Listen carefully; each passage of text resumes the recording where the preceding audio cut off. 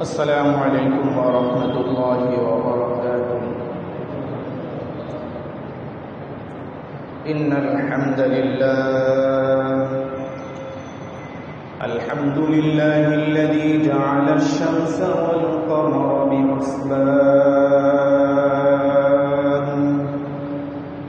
والنجم والشجر يسجدان وفضل زمانا على زمان كما فضل مكانا على مكان وإنسانا على إنسان ونشهد أن لا إله إلا الله وحده لا شريك له ولا نظير له ولا مشير له ولا جد له ولا ند له ولا مثل له ولا مثيل له ونشهد أن سيدنا وسندنا وحبيب طبيبنا ومولانا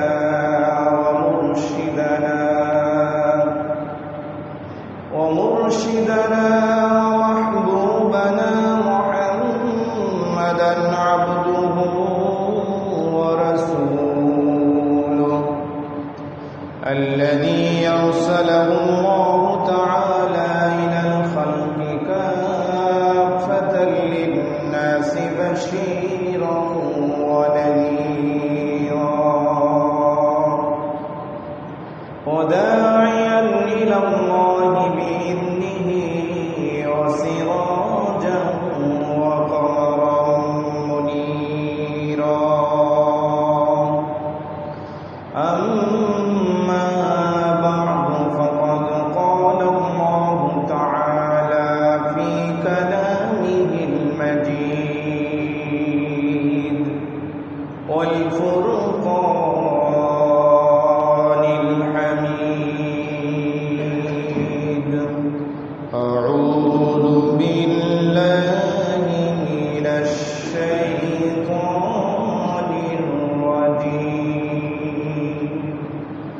بسم الله الرحمن الرحيم. فأما من أعطى واتقى وصدق بالحسنى فسنيسره لليسرى. وقال تعالى قل للمؤمنين يغضوا من أبصارهم ويحفظوا فروجهم. آمنت بالله صدق الله العظيم. عن أبي موسى رضي الله تعالى عنه قال قال رسول الله صلى الله عليه وسلم العينان زناهما النذر والأذنان زناهما الاستماع واللسان زناه الكلام واليد زناها البطش والرجل زناها الخطى والقلب يهوي ويتمنى ويصدق ذلك الفرج ويكذبه.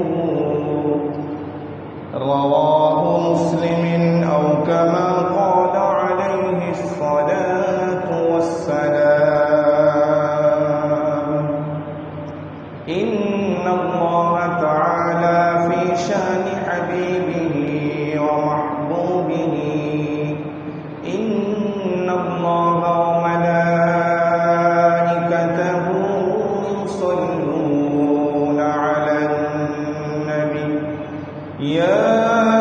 أيها الذين آمنوا صلوا عليه وسلموا تسليما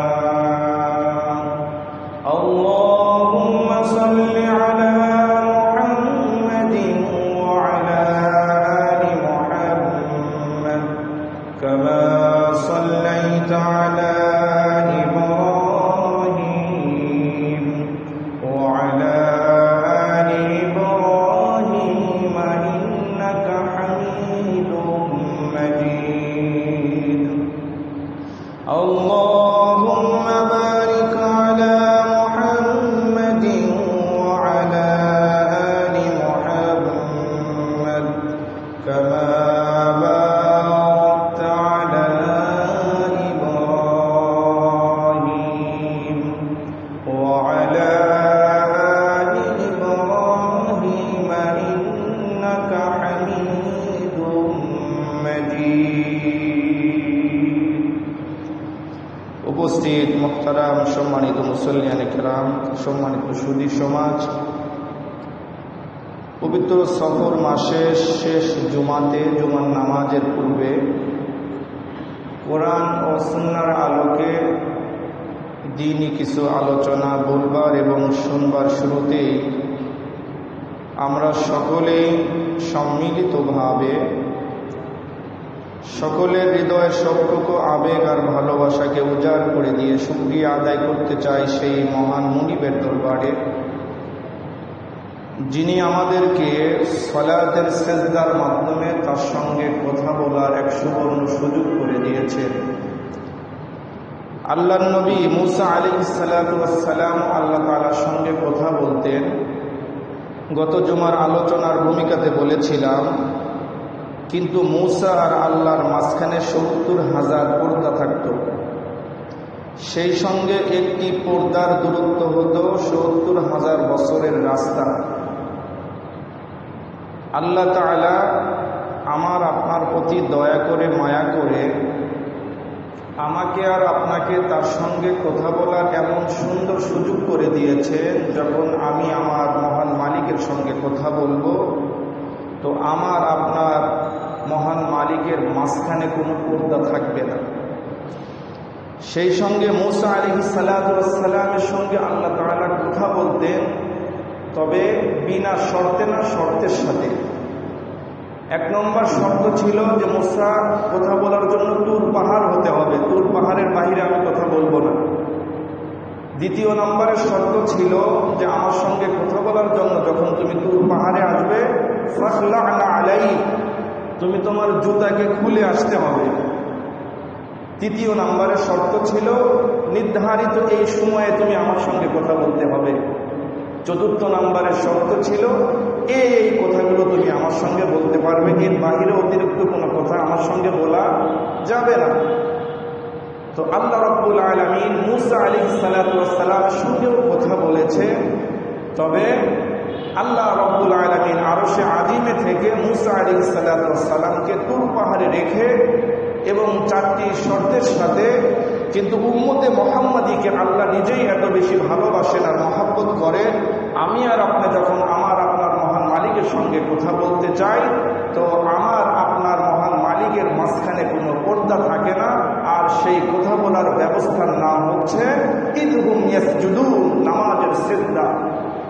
তো যেই মহান মালিক আমাকে আর আপনাকে পবিত্র জুমার সালাতের সিজদা দিয়ে আল্লাহ তাআলা নৈকট্য অর্জনের জন্য, তার সঙ্গে কথোপকথনের জন্য, তার ঘরে আসবার বলবার, কোরআন ও সুন্নাহর আলোকে আলোচনা শুনবার এবং বলবার তৌফিক দিয়েছে, আমরা সকলেই দিল আর জবানকে এক করে মুসলমানদের ইমানি আওয়াজকে উঁচু করে কালিমাতুল শুকর আদায় করে নিই। সকলে বলি আলহামদুলিল্লাহ।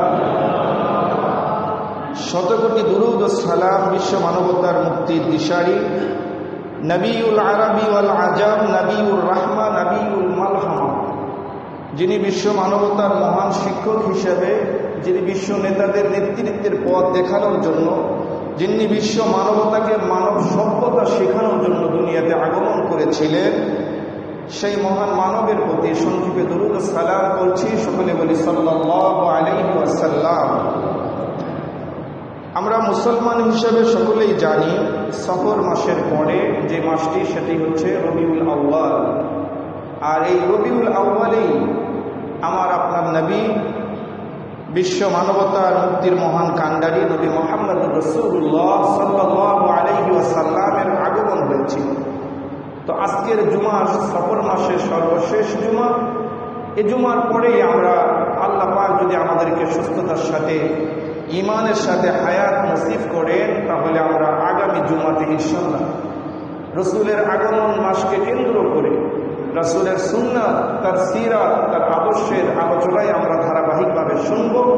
সেই সঙ্গে আজকে পুরো পৃথিবীতে অশান্তি আর অনিয়মের মূল কারণ হচ্ছে আমরা সত্যিকার অর্থে আমাদের নবীজি সাল্লাল্লাহু আলাইহি ওয়াসাল্লামের আদর্শ থেকে আমরা অনেক ব্যক্তি জীবনে যতগুলি সমস্যার মূল কারণ হচ্ছে আপনার ব্যক্তি জীবনে আমার নবীর আদর্শ নেই।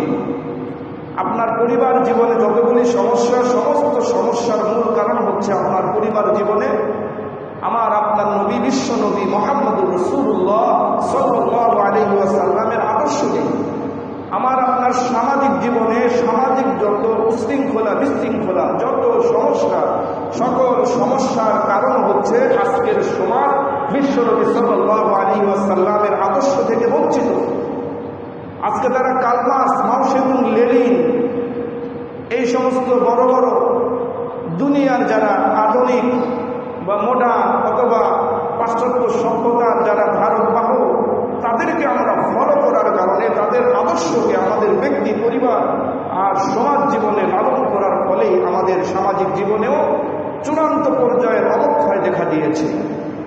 আজকে যদি বলেন যে রাষ্ট্রের মধ্যে সমস্যা, তো রাষ্ট্রের মধ্যেও সমস্যার মূল কারণ হচ্ছে আজকের রাষ্ট্র মুহাম্মদুর রাসূলুল্লাহ সাল্লাল্লাহু আলাইহি ওয়াসাল্লামের আদর্শ থেকে অনেক দূরে। এজন্য ব্যক্তি, পরিবার, সমাজ আর রাষ্ট্রের প্রতিটি রন্ধে ছন্দে যদি আমরা শান্তি আর সুদিন ফিরিয়ে নিয়ে আসতে চাই, তাহলে বিশ্ব নবী, ইসলামের নবী মুহাম্মদুর রাসূলুল্লাহ সাল্লাল্লাহু আলাইহি ওয়াসাল্লামের আদর্শ প্রতিষ্ঠার কোনো বিকল্প নেই। এজন্য আমরা সকলেই পবিত্র মাহে রবিউল আউয়াল মাসকে সামনে রেখে আজকের এই জুমার আলোচনা থেকে আমাদেরকে সিদ্ধান্ত গ্রহণ করতে হবে, আমাদেরকে শপথ নিতে হবে। আমরা অনেক নেতা নেত্রীর, আমরা অনেক বড় বড় দুনিয়ার মুন্সিদের আমরা নীতি আদর্শকে ফলো করে চলার চেষ্টা করি। এগুলো সব বাদ দিয়ে যেন আমরা আগামী দিনে আমাদের নবী, যেই নবীর আদর্শ এতটা সুন্দর ছিল, যার আদর্শ, যার আখলাক আর যার চরিত্রের সার্টিফিকেট স্বয়ং রব্বুল আলামিন নিজেই দিয়েছে, তো এমন একজন মহান মানব, এমন একজন মহান নেতা, এমন একজন মহান আইডল আমাদের সামনে থাকার পরেও কেন আমরা দুনিয়ার এই সমস্ত নেতা নেত্রীর আদর্শকে গ্রহণ করবার জন্য, তাদের আদর্শকে সমাজে, রাষ্ট্রে বাস্তবায়ন করার জন্য জীবনের সর্বোপরি চেষ্টা, সাধনা, রক্ত, এমনকি জীবন আমরা বিলীন করে দিচ্ছি। এজন্য না আর নয়, কালক্ষেপণ অনেক হয়েছে। মুসলিম জাতি পুরা বিশ্বের মধ্যে আজকে লাঞ্ছিত, আজকে অবহেলিত, আজকে তারা বঞ্চিত, পদদলিত। এর মূল কারণ হচ্ছে আমরা আমাদের নবী মুহাম্মদুর রাসূলুল্লাহ সাল্লাল্লাহু আলাইহি ওয়াসাল্লামের আদর্শ থেকে অনেক দূরে সরে গিয়েছি। এজন্য আমরা সকলেই মনে প্রাণে একথার সিদ্ধান্ত নিতে হবে যে আমরা আগামী দিনে আমাদের নবী মুহাম্মদুর রাসূলুল্লাহ সাল্লাল্লাহু আলাইহি ওয়াসাল্লামের আদর্শকেই আমরা গ্রহণ করে, তার সিরাতকেই আমাদের জীবনের প্রতিটি ক্ষেত্রে বাস্তবায়ন করে দুনিয়া থেকে ঈমান আমল নিয়ে যেন যেতে পারে, সেই তৌফিক রব্বুল আলামিন আমাদের সবাইকে দান করুন, বলি আমিন। সম্মানিত হাজিরিন মজলিস, রব্বুল আলামিন পবিত্র কালামে হাকিমের মধ্যে সূরাতুল লাইলের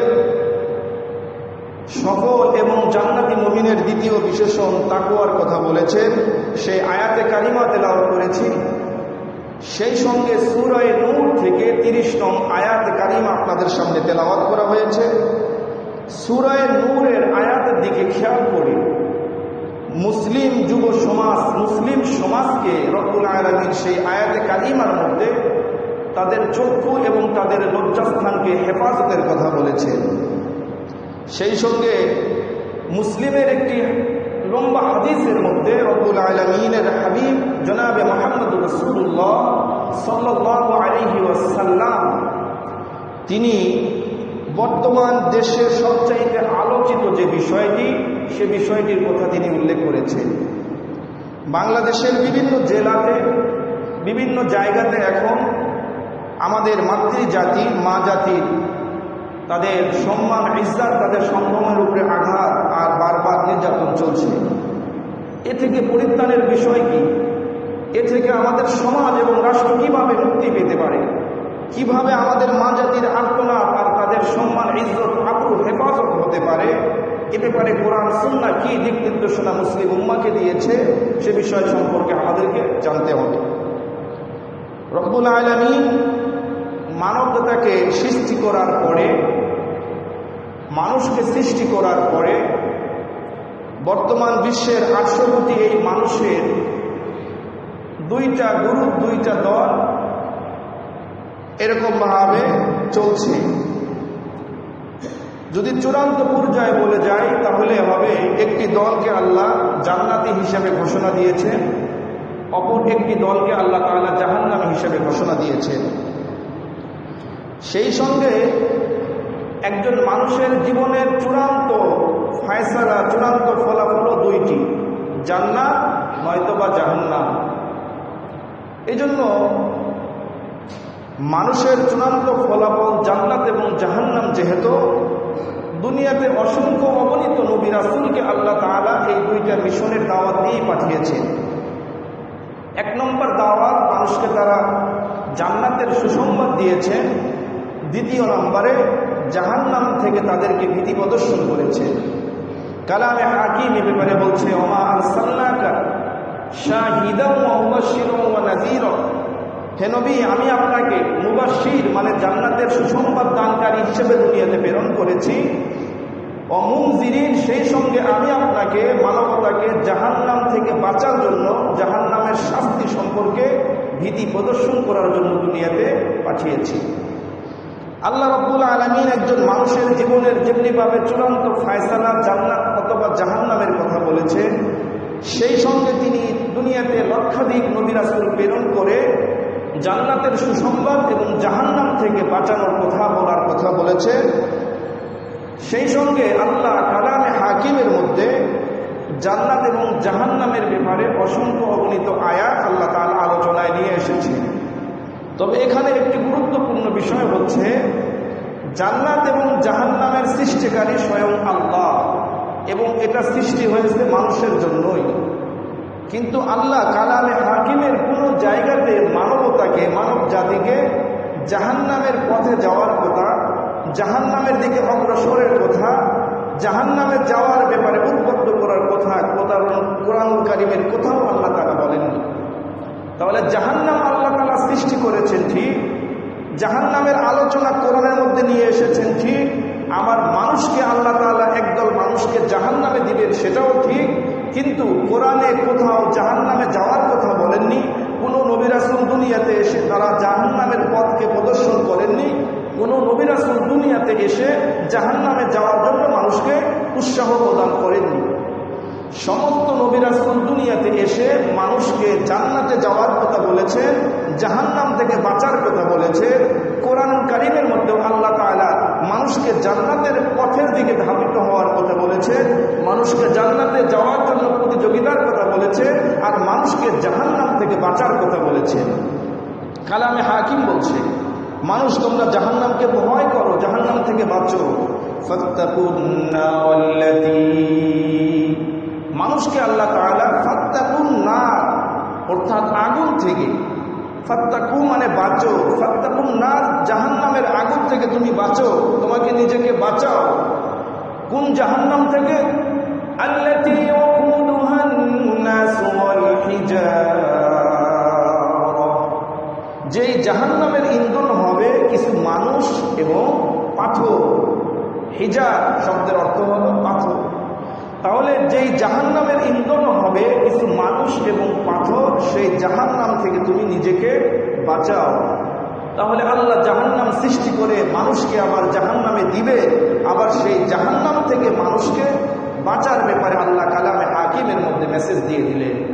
সেই সঙ্গে আল্লাহ মানুষ যেন তারা জান্নাতের পথে অগ্রসর হতে পারে, মানুষ যেন তারা জান্নাতি হতে পারে, মানুষকে জান্নাতির দিকে ধাবিত হওয়ার জন্য, মানুষকে জান্নাতের পথে পরিচালিত করবার জন্য, মানুষ যেন তারা জান্নাতে যাওয়ার জন্য প্রতিযোগিতা করে। কালামে হাকিমের মধ্যে আল্লাহ বলছেন, ওয়াসারিউ ইলা মাগফিরাতিন মির রাব্বিকুম ওয়া জান্নাতিন আরদুহা কাআরদিস সামাওয়াতি ওয়াল আরদ।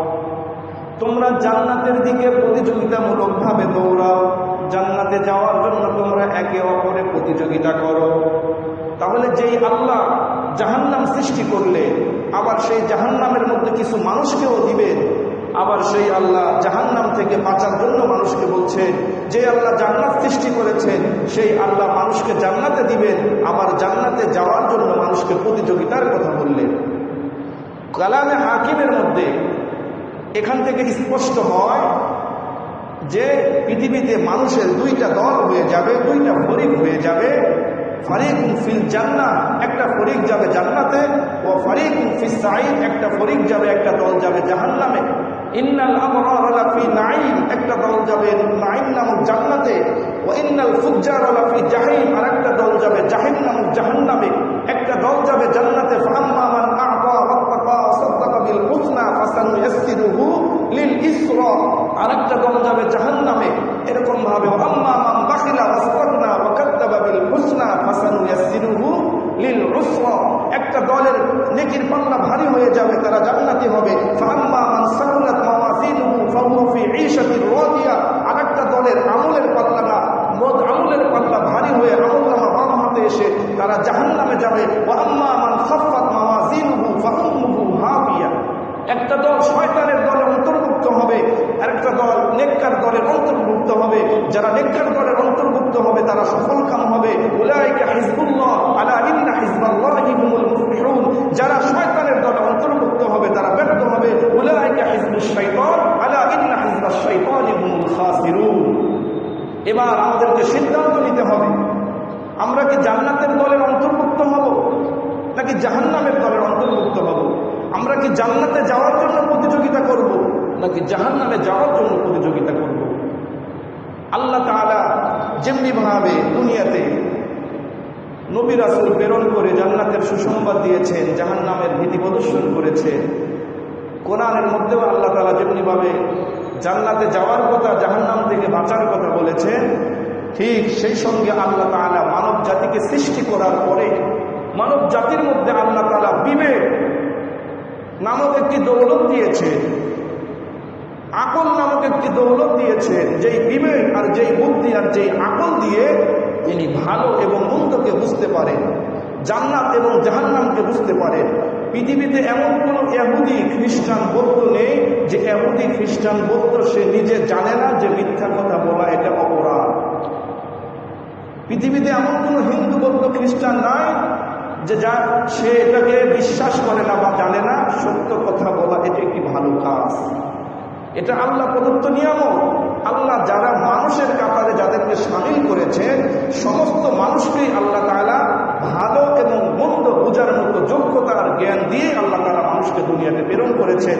এই জন্যই তো কালামে হাকিমের মধ্যে বলেছেন, ফাআলহামাহা ফুজুরাহা ওয়া তাকওয়াহা, ভালো এবং মন্দ, সত্য এবং মিথ্যা, জান্নাত এবং জাহান্নামের দুইটা পথ আমি আল্লাহ তাআলা তোমাদের সামনে দিয়েছি।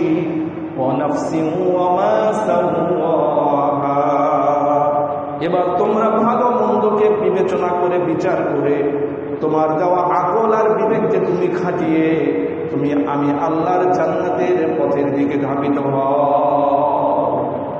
এবার আমরা চিন্তা করে দেখি দুনিয়াতে আমরা কে কোন পথে চলছি, কে কোন পথে আমরা হাঁটছি, এটা হলো আমাদের নিজস্ব চিন্তার বিষয়। এজন্য আল্লাহ রাব্বুল আলামিন আমাদের সবাইকে জান্নাতের পথে ধাবিত হওয়া জান্নাতের পথে যাওয়ার প্রতিযোগিতা করা এবং জাহান্নাম থেকে বাঁচার মন মানসিকতা চিন্তা চেতনা যেন জাগ্রত করে দেয়, সেই তৌফিক আমাদের সবাইকে দান করুন। সকলে বলি আমিন।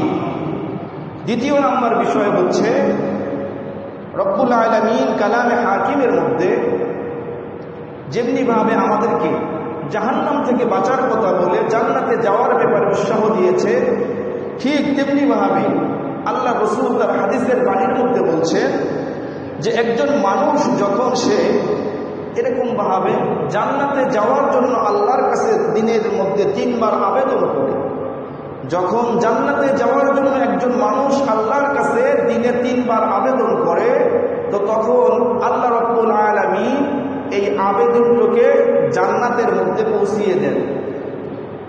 মানুষের আবেদনকে যখন আল্লাহ তাআলা জান্নাতের মধ্যে পৌঁছান, জান্নাতের মধ্যে পৌঁছাইলে এবার জান্নাতকে আল্লাহ তাআলা বিশেষ কুদরতি ক্ষমতায় তার জবান খুলে দেন। জবান খুলে দেওয়ার পরে এবার সেই জান্নাতি বলে, আয় আল্লাহ, সে যেহেতু আপনার কাছে আমি জান্নাত চাচ্ছে, এজন্য আপনি জান্নাতে তাকে প্রবেশ করিয়ে দেন। এজন্য তখন জান্নাতের দোয়াকে কবুল করে আল্লাহ তাআলা ওই বান্দার ফায়সালা করেন জান্নাতি হিসেবে। সুবহানাল্লাহ। পক্ষান্তরে যখন একজন মানুষ জাহান্নাম থেকে মুক্তি চায়, আল্লাহুম্মা ইন্না নাসআলুকাল জান্নাতা ওয়া নাউযু বিকা মিনান নার, আয় আল্লাহ আমাকে জান্নাত দান করো এবং জাহান্নাম থেকে মুক্তি দাও। যখন একজন মানুষ জাহান্নাম থেকে মুক্তি চায়, তো জাহান্নাম থেকে মুক্তি চাওয়ার এই আওয়াজ তখন আল্লাহ তাআলা জাহান্নামের মধ্যে পৌঁছিয়ে দেন। জাহান্নামের মধ্যে এই আওয়াজ পৌঁছিয়ে দেওয়ার পরে তখন জাহান্নামও আল্লাহ তাআলার বিশেষ কুদরতি ক্ষমতায় তার জবান খুলে দেওয়ার পরে এবার জাহান্নাম নিজেই বলে, আয় আল্লাহ, তুমি তাকে জাহান্নামে দিও না, আমি জাহান্নাম তাকে গ্রহণ করতে রাজি নয়। সে যেহেতু জাহান্নাম থেকে মুক্তি চায়, তুমি তাকে জাহান্নাম থেকে মুক্তি দিয়ে দাও। এখান থেকে আমাদের বোঝার বিষয় হচ্ছে জাহান্নাম সে নিজেও চায় না যে আমার নিকটে কোনো জাহান্নামী আসুক। যেমনিভাবে আল্লাহ কালামে হাকিমের মধ্যে ফাত্তাকুন নারাল্লাতী ওয়াকুদুহান নাস ওয়াল হিজারা, জাহান্নাম থেকে বাঁচার কথা বলছেন, তোমরা জাহান্নাম থেকে বাঁচো, জাহান্নামকে ভয় করো, জাহান্নাম থেকে তোমরা দূরে থাকো, জাহান্নামে যাওয়ার যে সমস্ত কাজ আছে সেগুলো কাজ থেকে তোমরা নিজেদেরকে বিরত রাখো। যেমনিভাবে কালামে হাকিম বলছে, সেই সঙ্গে রাসূলের হাদিসের মধ্যে হাদিসের আলোকে বোঝা যায় জাহান্নামও চায় না যে আমার কাছে কোনো জাহান্নামী ব্যক্তি জাহান্নামে আসুক। জাহান্নাম এতটা ভয়াবহ হবে, জাহান্নাম কেন এরকম ভাবে সে নিজেই পানা চায় জাহান্নামী আমার নিকটে না আসুক। এর কারণ হচ্ছে এই যে আমরা দুনিয়াতে লোহা কারখানা যেটা দেখে থাকি, যেখানে লোহা গলিয়ে রড করা হয়, সেখানে সর্বোচ্চ তাপমাত্রা থাকে 1500 ডিগ্রি সেলসিয়াস অথবা সর্বোচ্চ 1538 ডিগ্রি হবে। তো এই তাপমাত্রায় ওখানে লোহা গলে পানির মতো হয়ে যায়। সেই সঙ্গে এই যে লক্ষ লক্ষ মাইল দূরের আমাদের যে মাথার উপরে সূর্য রয়েছে, সেই সূর্য তার সর্বোচ্চ তাপমাত্রা হচ্ছে 1,40,00,000 ডিগ্রি সেলসিয়াস। তো এই তাপমাত্রা অত দূর থেকে আমাদের কাছে দেয়, তাই আমরা প্রচন্ড রোদের মধ্যে যখন প্রচন্ড রোদ উঠে তখন কিন্তু আমরা ছাতাবিহীন বাড়ি থেকে বাসা থেকে বের হতে পারি না। তো যদি দুনিয়ার এই সামান্য 1538 ডিগ্রি আর এই 1,40,00,000 ডিগ্রি, তারপরে সেটা কত লক্ষ মাইল দূরের রোদের তাপ যদি আমরা সহ্য করতে না পারি, এবার জাহান্নামের আগুনের তীব্রতা গরম কতটা হবে বলছে, দুনিয়ার এই গরম এবং দুনিয়ার এই আগুনের তীব্রতা জাহান্নামের আগুনের তীব্রতার 70-এর 1 ভাগ।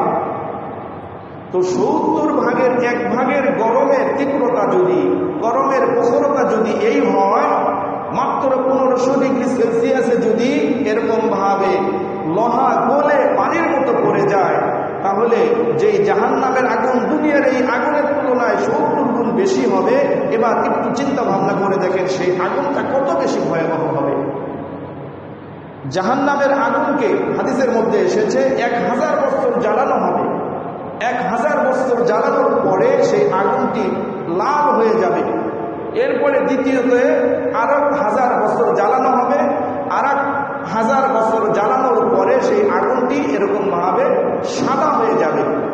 তৃতীয় নাম্বার আরো 1000 বছর জ্বালানো হবে, তৃতীয় 1000 বছর জ্বালানোর পরে হাত্তা সওদা সেই আগুনটি কালো হয়ে যাবে। তো এরকম ভাবে জাহান্নামী যিনি হবেন, এই জাহান্নামী ব্যক্তি তার শরীরের আকৃতি, তার গঠন কি হবে?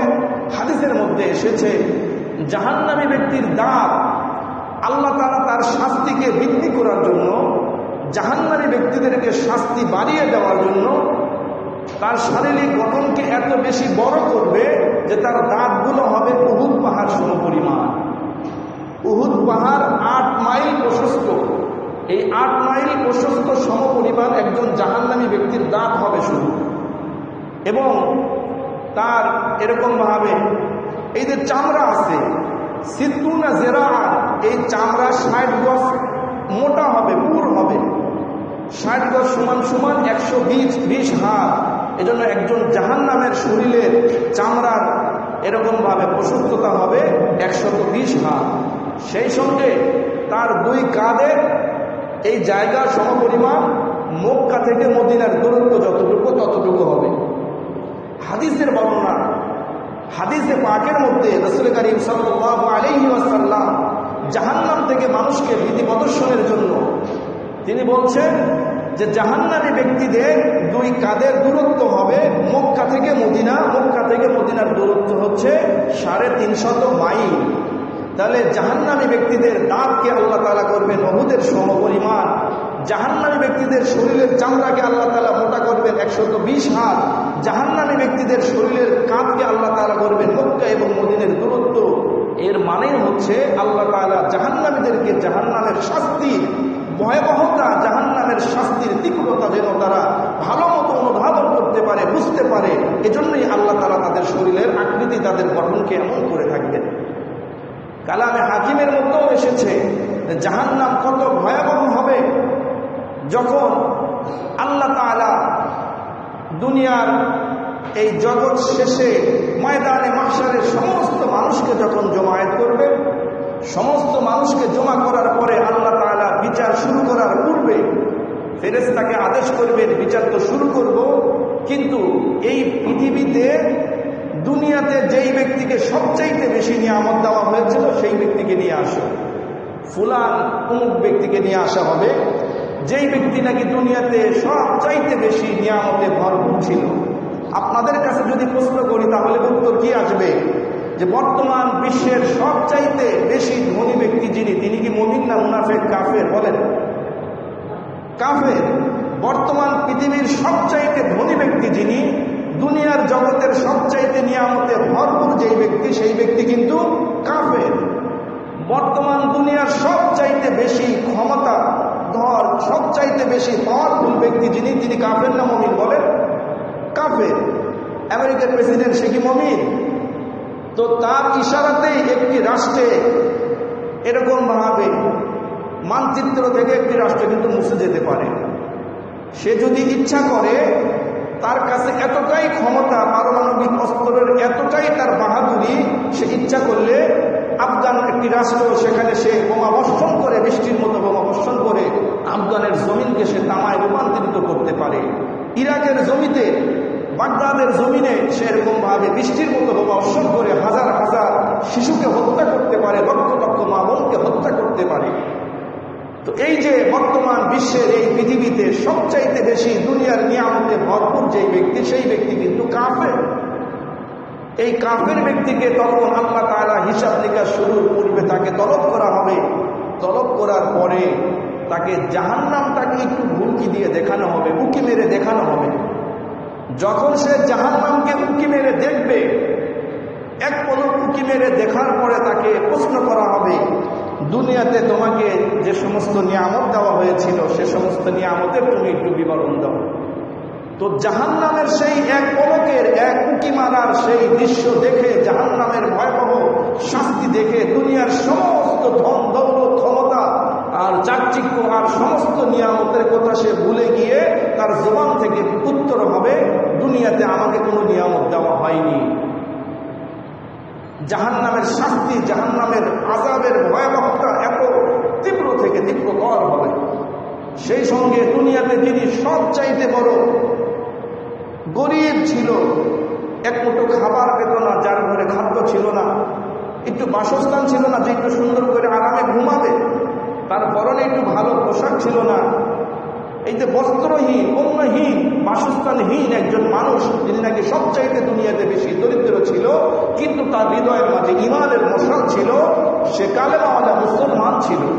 তো তখন আল্লাহ রাব্বুল আলামিন ফেরেশতাকে আদেশ করবেন, হিসাব তো শুরু করবো আমি, কিন্তু যাও তুমি যেই ব্যক্তি নাকি দুনিয়াতে সবচাইতে বেশি দরিদ্র ছিল, সবচাইতে বেশি গরিব ছিল, কিন্তু তার মধ্যে ঈমান ছিল, তাকে এবার নিয়ে আসো।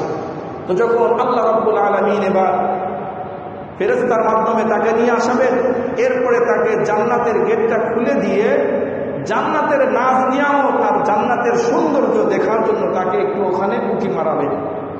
এবার যখন সেই দুনিয়ার সবচাইতে অনিয়ামত প্রাপ্ত ব্যক্তি যখন জান্নাতের নাজ নিয়ামতের দিকে একটু উঁকি মেরে তাকাবেন, এরপরে আল্লাহ রাব্বুল আলামিন তাকে প্রশ্ন করবেন, ইয়া ফুলান, হে ব্যক্তি, দুনিয়াতে তোমাকে কোন কোন নিয়ামত থেকে বঞ্চিত করা হয়েছিল? দুনিয়াতে তোমাকে কি নিয়ামত থেকে আমি আল্লাহ বঞ্চিত রেখেছিলাম? তখন সেই দুনিয়াতে যেই ব্যক্তি সবচাইতে নিয়ামত থেকে বঞ্চিত ছিল, দুনিয়াতে সবচাইতে যে ব্যক্তি নিম্নগামী ছিল, গরিব ছিল, তো এমন ব্যক্তির জবান থেকে তখন আওয়াজ আসবে, আয় আল্লাহ, দুনিয়াতে আমাকে কোনো কষ্ট দেওয়া হয়নি, দুনিয়াতে আমি কোনো মুসিবতের মধ্যে ছিলাম না, দুনিয়াতে আমাকে কোনো নিয়ামত থেকে বঞ্চিত করা হয়নি। তো জাহান্নামী আযাব, জাহান্নামী শাস্তি দুনিয়ার সর্বোচ্চ নিয়ামতে ভরা প্রাপ্ত ব্যক্তি যখন দেখবে, তো দুনিয়ার সমস্ত নিয়ামতের কথা সে ভুলে যাবে।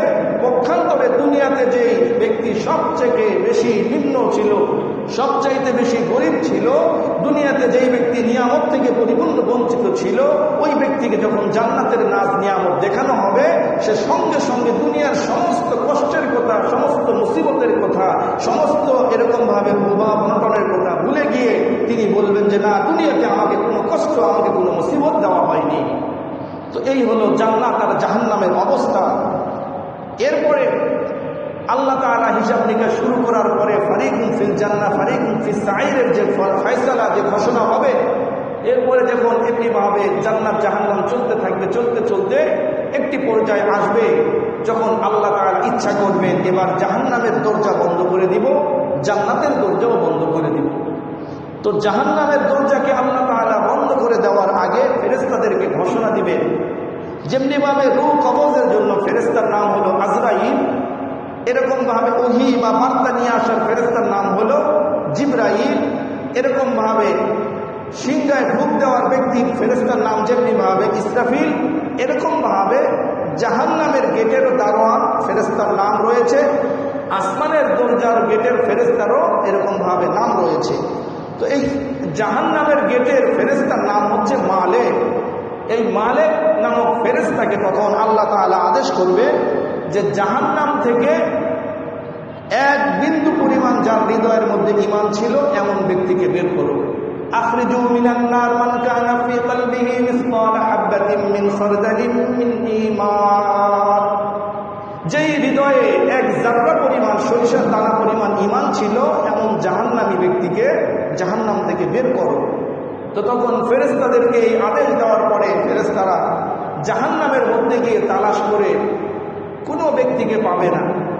এরপরে চলে আসবেন আল্লাহ রাব্বুল আলামিনকে বলবে, আয় আল্লাহ, জাহান্নামে আর কোনো এক জাররা পরিমাণ ঈমানদার ব্যক্তিও নেই।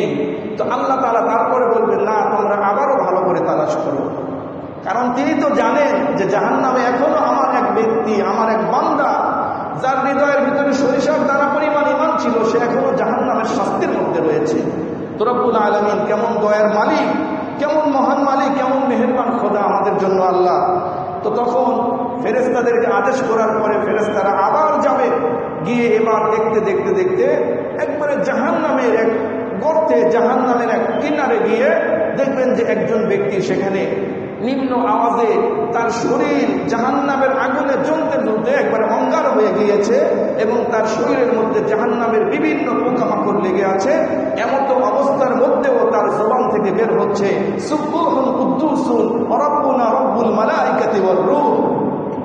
তো সেই ব্যক্তির হৃদয় থেকে যখন এই আওয়াজ শুনতে পাবে তখন তাকে বলা হবে আখরিজু মিনান নার উদখুলিল জান্নাহ, হে জাহান্নামী, তোমার ব্যাপারে মুক্তির ফয়সালা হয়েছে, তুমি এবার জাহান্নাম থেকে বের হয়ে আল্লাহর জান্নাতে চলে যাও।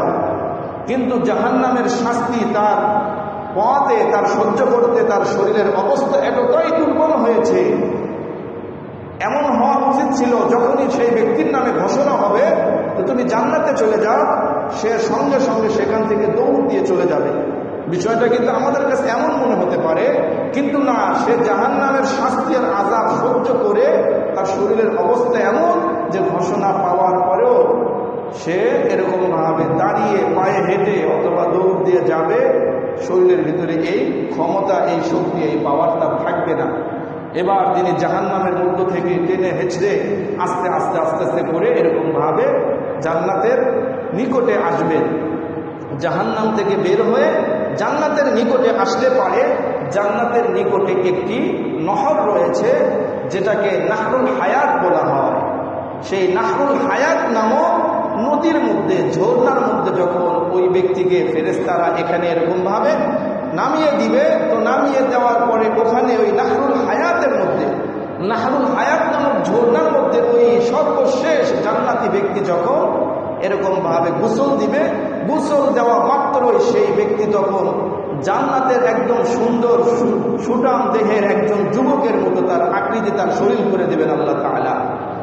তো এভাবেই আল্লাহ তাআলা সেই ব্যক্তিকে জান্নাতের ভিতরে দিবে। এবার জান্নাতি ব্যক্তি জান্নাতে যাওয়ার পরে তিনি আল্লাহর কাছে আবেদন করবেন, আয় আল্লাহ, আমাকে তো জান্নাত আপনি দিয়েছেন, তবে আমাকে যদি থাকার জন্য একটি ঘর দিতেন। তখন আল্লাহ তাআলা বলবেন, হে জান্নাতি, জান্নাতের মধ্যেই ঘর আছে, তুমি এবার খুঁজে নাও।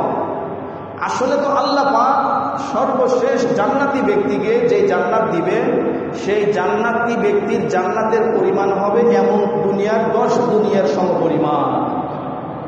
তো আল্লাহ তাআলা তখন সেই ঘরকে আর সে তালাশ করে পাবে না। সেই জান্নাতি ব্যক্তি এবার জান্নাতে যাওয়ার পরে যখন ঘরকে তালাশ করে পাবে না, আবার যখন পুনরায় আল্লাহকে বলবেন, আল্লাহ আবারও বলবেন, এরপরে তাকে বলা হবে যে আয় জান্নাতি, তোমাকে আমি যে জান্নাত দিয়েছি, এই জান্নাত তুমি যেই দুনিয়াতে ছিলে সেই দুনিয়ার 10 দুনিয়ার সমপরিমাণ এই জান্নাত, আর এটার পুরোটারই মালিক তুমি। এখানে যেখানে ইচ্ছে তুমি সেখানে যেতে পারো, আর এখানে যতগুলি কামরা তোমার দরকার হয় ততগুলি ঘর, হুজরা এবং কামরা মোবারক তোমার জন্য রয়েছে।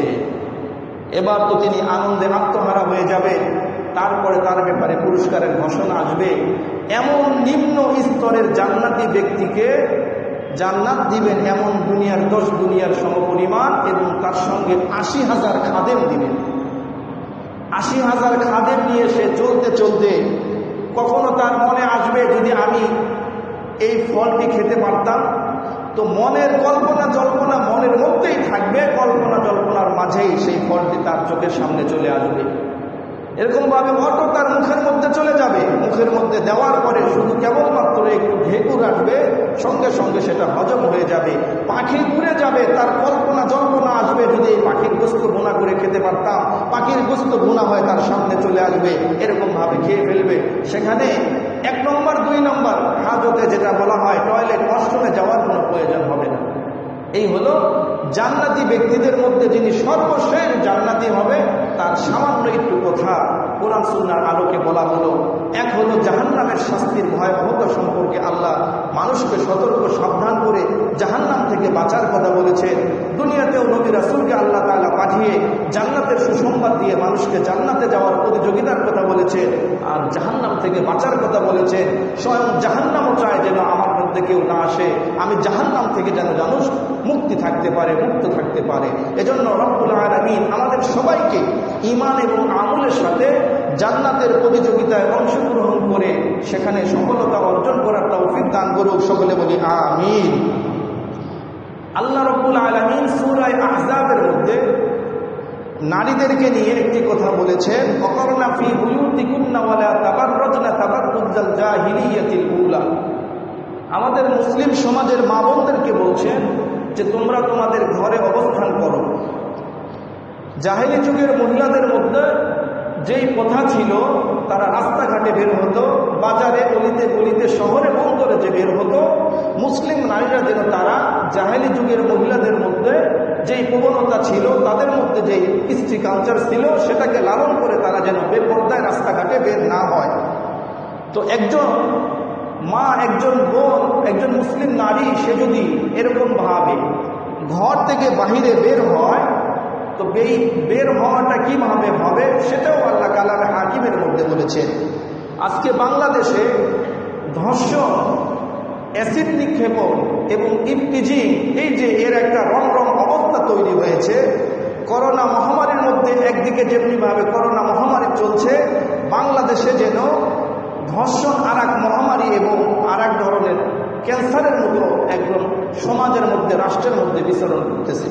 তো এখান থেকে আমাদের মুসলিম মা বোনেরা, আমাদের নারীরা তারা কিভাবে হেফাজতে থাকতে পারে, কিভাবে তাদের ইজ্জত আবরু হেফাজত হয়, এ ব্যাপারে সূরা আহজাবের 33 নম্বর আয়াতে কিন্তু বলছে যে হে মুসলিম নারী, তোমরা তোমাদের ঘরে অবস্থান করো।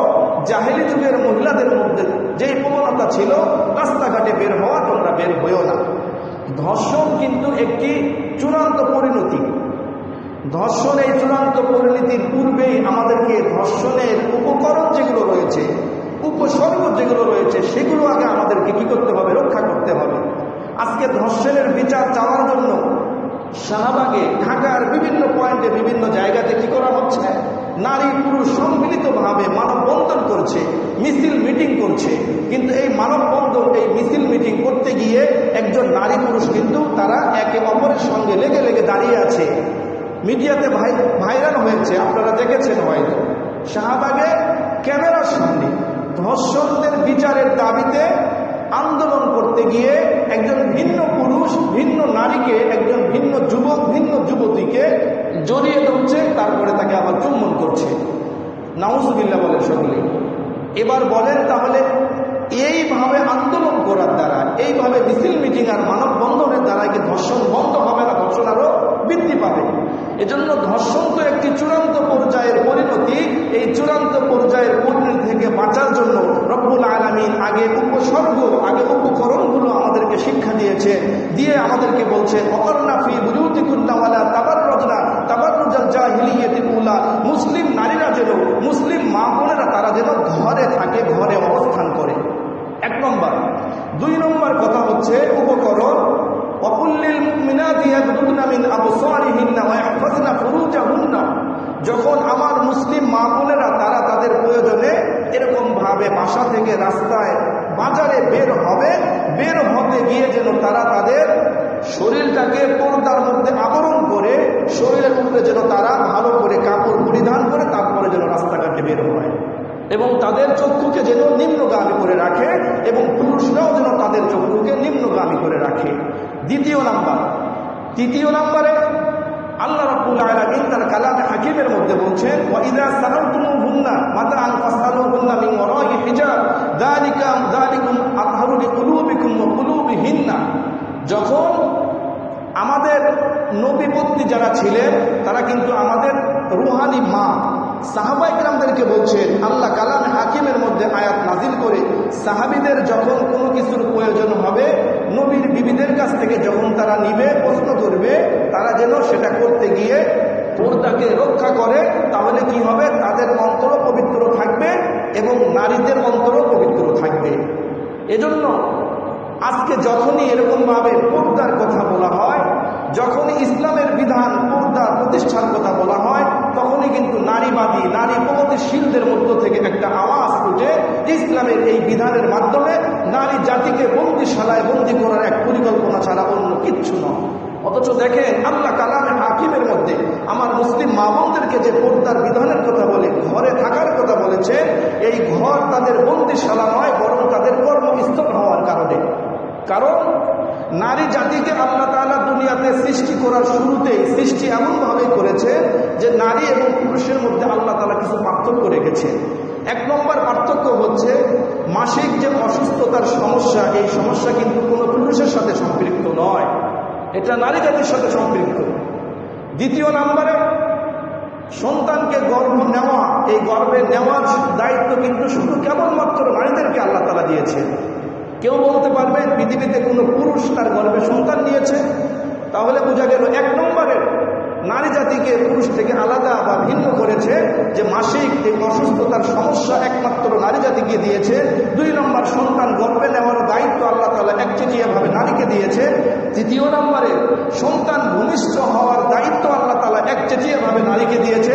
চতুর্থ নম্বরে, সন্তানকে দুধ পান করানোর দায়িত্ব একচেটিয়াভাবে আল্লাহ তাআলা নারী জাতিকে দিয়েছে। তাহলে ঘরে থাকার কথা বললে আল্লাহ তাআলা নারী জাতিকে বন্দিশালা এবং ঘরের মধ্যে বন্দি করে রাখার কথা বলেননি, বরং ঘর নারী জাতির বন্দিশালা না হয়ে তাদের কর্মস্থল। কারণ একজন নারী তার যখন মাসিক অসুস্থতা আসবে, এই মাসিক অসুস্থতা চলাকালীন সময়ে নারী জাতির জন্য বাসস্থানে সবচাইতে নিরাপদ স্থান নারী জাতির জন্য কিন্তু অফিসের চেয়ার আর গাড়ির ড্রাইভিং সিট কিন্তু তার জন্য নিরাপদ স্থান নয়। ঠিক তেমনিভাবে একজন মা যখন তার সন্তানকে গর্ভে ধারণ করবে, তার জন্য সবচাইতে আস্থাভাজন, তার জন্য সবচাইতে শান্তির ঠিকানা হচ্ছে তার বাসস্থান। ঠিক তেমনিভাবে একজন মা যখন তার সন্তানকে ভূমিষ্ঠ করবে, প্রসব করবে, তার জন্য সবচাইতে নিরাপদ স্থান হলো তার বাসস্থান। ঠিক তেমনিভাবে একজন মা যখন তার সন্তানকে দুধ পান করাবে, তখন তার জন্য সবচাইতে নিরাপদ স্থান হলো তার বাসস্থান। এজন্য নারী জাতিকে বাসস্থানের কথা বলে, পর্দার বিধানের কথা বলে নারী জাতিকে বন্দিশালায় বন্দি করার উদ্দেশ্য নয়, বরং নারী জাতিকে তার দায়িত্ব এবং তার কর্মস্থলের কারণেই ঘরে থাকার কথা বলেছেন। আজকের সমাজ থেকে, আজকের রাষ্ট্র থেকে, আজকের এই পৃথিবী থেকে অ্যাসিড নিক্ষেপণ, ইফটিজিং, ধর্ষণ, জেনা, ব্যভিচার সকল কিছু যদি আমরা বন্ধ করতে চাই, ইসলামের বিধান, পর্দার কোনো বিকল্প নাই। এজন্য ধর্ষণ বিরোধী যতই প্রতিবাদ করা হোক, যতই স্লোগান দেওয়া হোক, যতই মানববন্ধন করা হোক, যতই মিছিল করা হোক, যতই মিটিং করা হোক, ইসলামের বিধান পর্দাকে যতদিন না রাষ্ট্রীয়ভাবে মর্যাদা দিয়ে, রাষ্ট্রীয়ভাবে আইন করে পর্দার বিধানকে প্রতিষ্ঠিত না করা হবে, ততদিন এই সমাজ থেকে, এই রাষ্ট্র থেকে ধর্ষণ, অ্যাসিড নিক্ষেপণ এবং ইফটিজিং বন্ধ হবে না। এজন্য বাইতুর রব জামে মসজিদের জুমার এই মেম্বার থেকে আমি ক্ষুদ্র একজন সাধারণ বাংলাদেশের নাগরিক হিসেবে রাষ্ট্রের সর্বোচ্চ মহলের কর্ণকহরে আওয়াজ পৌঁছতে চাই, যদি সমাজ থেকে, রাষ্ট্র থেকে অ্যাসিড নিক্ষেপণ, ইফটিজিং আর ধর্ষণ বন্ধ করতে চান, ইসলামের বিধান সূরাতুল আহজাবের 33 নম্বর আয়াতের বিধানকে রাষ্ট্রীয়ভাবে আপনারা আইনের মাধ্যমে এরকমভাবে পাশ করে, তাহলে আমাদের সমাজ থেকে, রাষ্ট্র থেকে ধর্ষণ, আমাদের মা জাতির সমস্ত সম্মানহানি, সমস্ত মানহানি, সমস্ত ইজ্জতহানি বন্ধ হয়ে যাবে। আল্লাহ তাআলা যারা রাষ্ট্রের অভিভাবক, তাদেরকে ইসলামের এই আইনগুলো বুঝবার তৌফিক দান করুন। সকলে বলি আমিন। ওয়া আখিরু দাওয়ানা আলহামদুলিল্লাহি রাব্বিল আলামিন।